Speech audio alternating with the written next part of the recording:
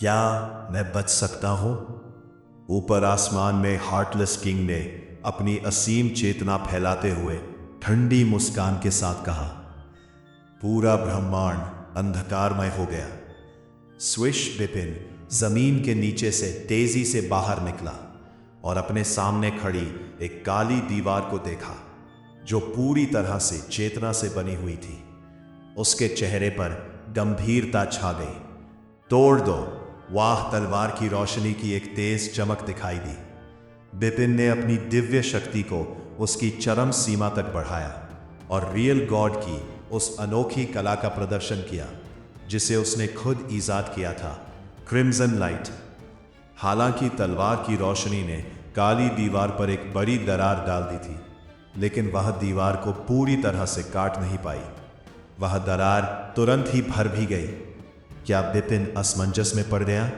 Swish swish, उस काले शून्य में अचानक दो आकृतियां प्रकट हुईं। वे थे हार्टलेस किंग और ब्लड एम्परर। ब्लड एम्परर, हमारी शर्त के मुताबिक मैंने तुम्हारे लिए बिपिन को ढूंढ निकाला है और उसे इस चेतना कारागार में कैद कर दिया है। अब तुम उसे मार पाते हो या नहीं, यह पूरी तरह से तुम पर निर्भर करता है। हार्टलेस किंग ने हल्की सी मुस्कान के साथ कहा। हम ये रहे। बाकी के दो ईवल सोल पर्ल्स बिपिन की ओर बढ़ते हुए ब्लड एम्परर ने हार्टलेस किंग की तरफ एक कियान कुन अंगूठी फेंक दी। बिपिन, तुम्हें ढूंढने में तुमने मुझे बहुत ज्यादा परेशान किया है। ब्लड एम्परर ने बिपिन की ओर ठंडी नजरों से देखा। उसकी आंखों में हत्या की तीव्र लालसा उमड़ रही थी। हम बहुत बड़ी मुसीबत में फंस गए हैं। बिपिन ने चारों ओर देखते हुए अपनी भौहें कसकर सिकोड़ ली। ये शायद हार्टलेस किंग की उन प्रसिद्ध युक्तियों में से एक है, चेतना कारागार। कहा जाता है कि इस कारागार से रियल गॉड के दूसरे स्तर के शिखर पर पहुंचा कोई योद्धा भी बड़ी मुश्किल से ही बच निकल पाता है। लेकिन सिर्फ इसलिए कि दूसरे स्तर के शिखर पर पहुंचा कोई रियल गॉड यहां से बच नहीं पाया, इसका मतलब ये नहीं है कि मैं भी नहीं बच सकता।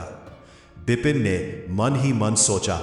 उसने अपनी आत्मशक्ति सोल पावर को पूरी आजादी से चारों ओर फैला दिया और अपने आसपास मौजूद चेतना कारागार को पूरी तरह से घेर लिया।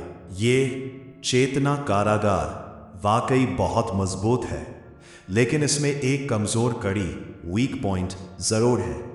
वो कमजोर कड़ी ठीक वही है। बिपिन ने उस दिशा की ओर अपनी नजरें जमा दी। वो महसूस कर सकता था कि उस दिशा में मौजूद चेतना की दीवार बाकी सभी दिशाओं की दीवारों के मुकाबले काफी कमजोर थी। अपनी काबिलियत से अगर मैं अपनी सारी तकनीकें इस्तेमाल करूं तो शायद मैं उस कमजोर जगह को तोड़ पाऊं। तब मेरे पास भागने का मौका होगा, बिपिन ने सोचा और उसने अपना मन बना लिया। ब्लड एम्परर पहले ही हरकत में आ चुका था। उसकी आंखों में जानलेवा इरादे की एक चमक दिखाई दी। धड़ाम, एक जबरदस्त आभा ऊपर उठी और उसका शरीर तुरंत 3 मीटर ऊंचा हो गया और गहरे लाल रंग से ढक गया, मानो वो खून से बना कोई जीता जागता इंसान हो। बिपिन, मर जा! एक तेज चीख गूंजी और 3 मीटर ऊंचे खून से बने उस इंसान की विशाल आकृति अचानक बिपिन के सामने आ गई। वाह! ब्लड एम्परर ने बस पल भर के लिए अपना हाथ उठाया और तुरंत ही हवा में एक तलवार की परछाई बन गई जो लाल रोशनी से घिरी हुई थी।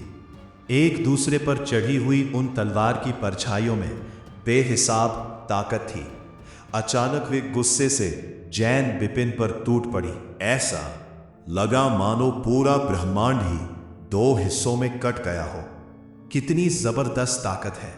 बिपिन डर गया और उसकी आत्मिक शक्ति सोल पावर तुरंत बाहर निकल आई। गर्ज अचानक एक कान फाड़ देने वाली गर्ज सुनाई दी और बिपिन के शरीर से सुनहरी रोशनी फूट पड़ी जिसने एक विशाल सुनहरे दिव्य वानर का रूप ले लिया। वह दिव्य वानर एक तलवार चला रहा था जिसे उसने पूरी ताकत और बिना रुके जोरदार तरीके से घुमाया। ओ हार्टलेस किंग, जो पहले ही चेतना कारागार कॉन्शियसनेस प्रिजन की सीमा पर पहुंच चुका था, अपनी भौहें उठाए बिना ना रह सका। विपिन भी चेतना आधारित हमलों में माहिर है। लगता है वह इसमें काफी अच्छा भी है।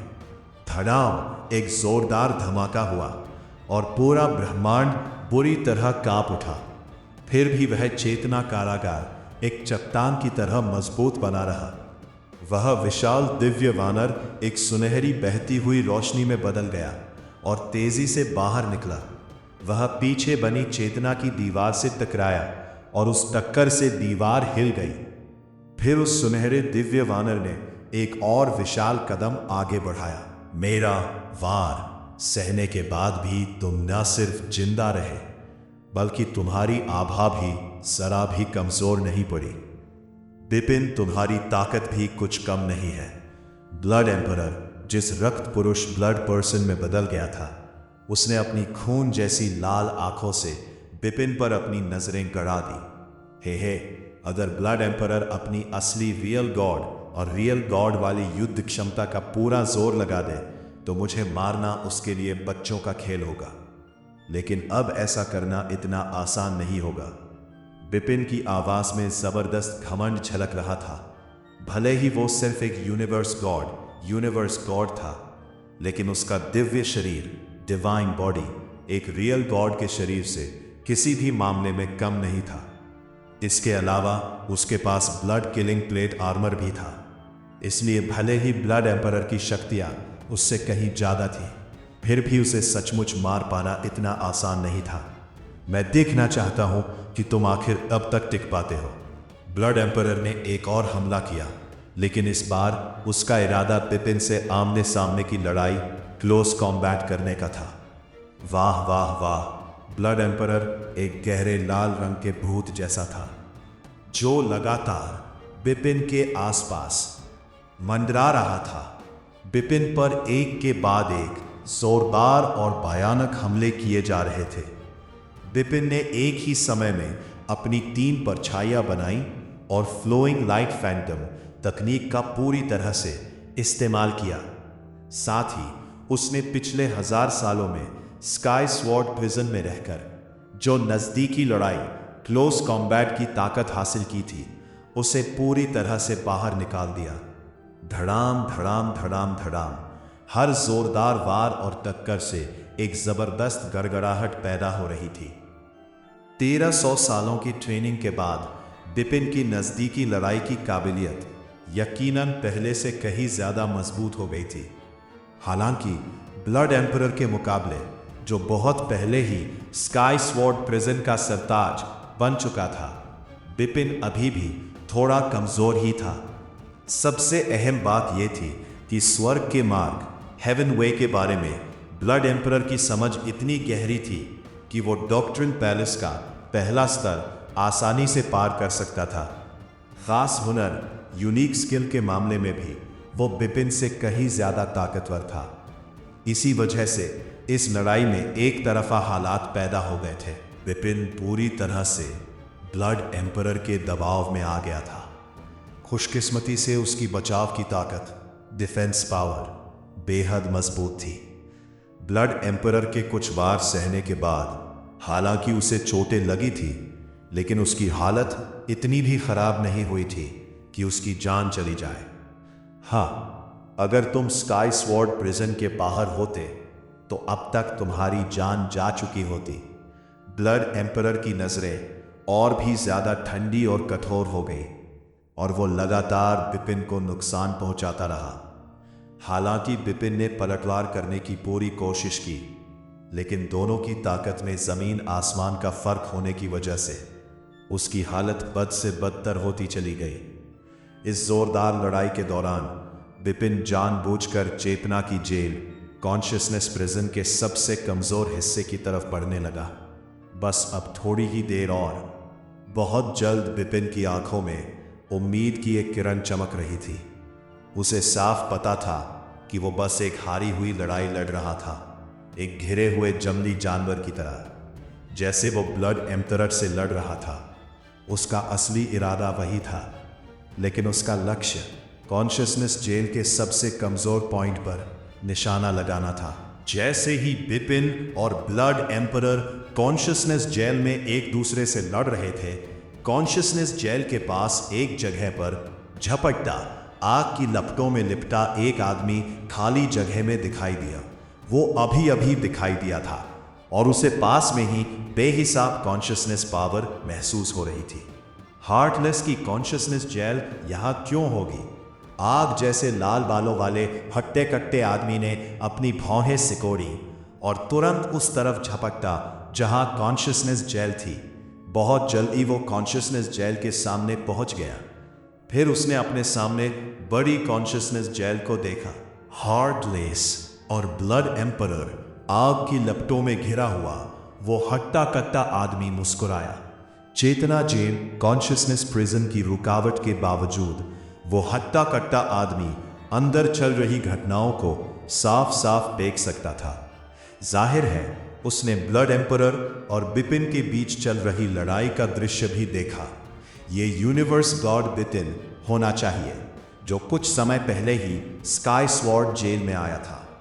ब्लड एम्परर के हाथों में इतनी देर तक टिके रहना, इसकी शक्ति कुछ कम नहीं है, लेकिन अब ये यही खत्म होता है। देखते हुए उस हट्टे कट्टे आदमी ने हल्की सी मुस्कान बिखेरी। उसे इसमें दखल देने की न तो कोई परवाह थी और न ही कोई योजना। चेतना जेल के भीतर मैं बहुत जल्द वहां पहुंच जाऊंगा। बिपिन की आंखें लाल थीं, जिनमें पागलपन की एक झलक थी। हालांकि असल में वो पूरी तरह से शांत और स्थिर बुद्धि था।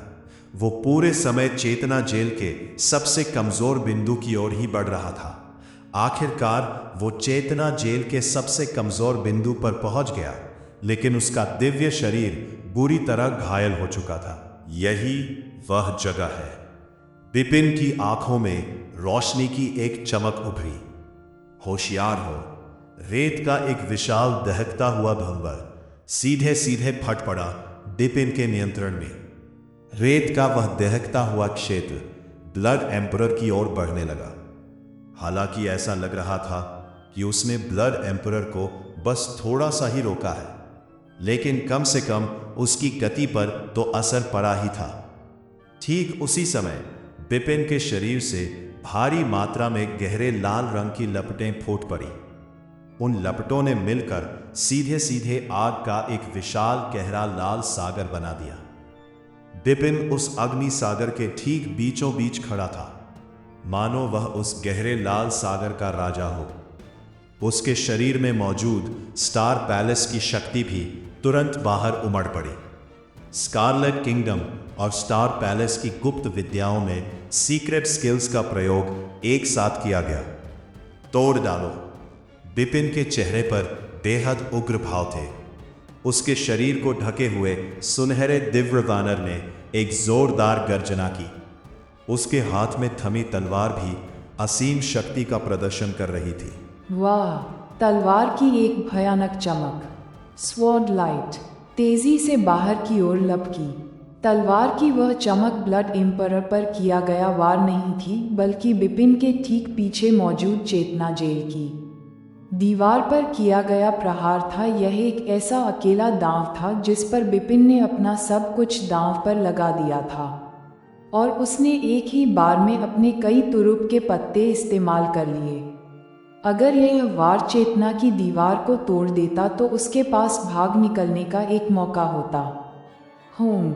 एक जोरदार धमाका हुआ और वह चेतना की जेल, जो पहले बहुत मजबूत लग रही थी, अचानक जोर से हिल उठी और इस हमले से डगमगाने लगी।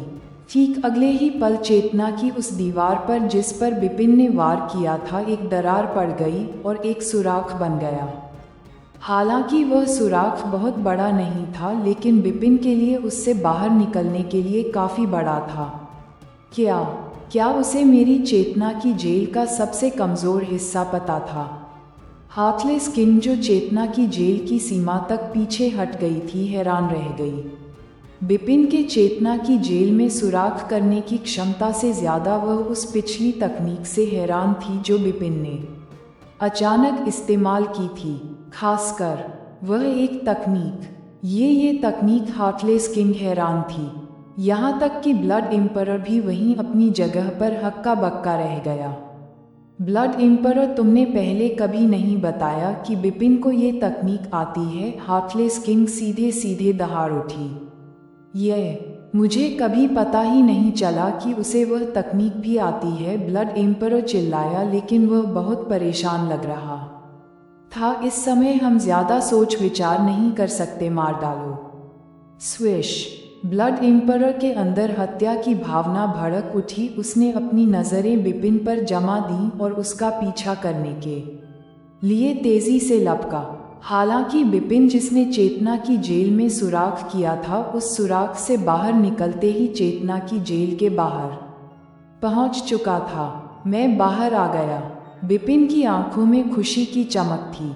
चेतना की जेल की रुकावट न होने पर अगर वह इस खुले आसमान में भागना चाहता तो यह उसके लिए कहीं ज्यादा आसान होता। बिपिन ने तुरंत ड्रैगन ब्लड की गुप्त तकनीक का इस्तेमाल किया और उसके शरीर के अंदर की दिव्य शक्ति पागलों की तरह जलने लगी। उसी समय उसने अपनी आत्मशक्ति सोल पावर को चारों ओर फैला दिया।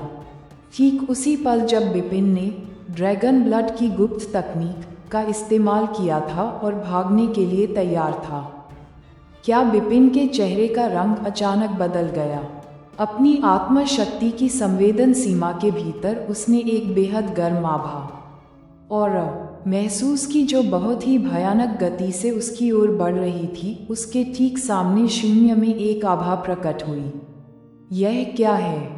बिपिन ने अपना सिर ऊपर उठाया और देखा कि असीम लपटों का एक बादल उसकी ओर तेजी से बढ़ रहा है। वह लपट आग के एक ऐसे बादल जैसी थी जो मानो स्वर्ग से नीचे उतरा हो।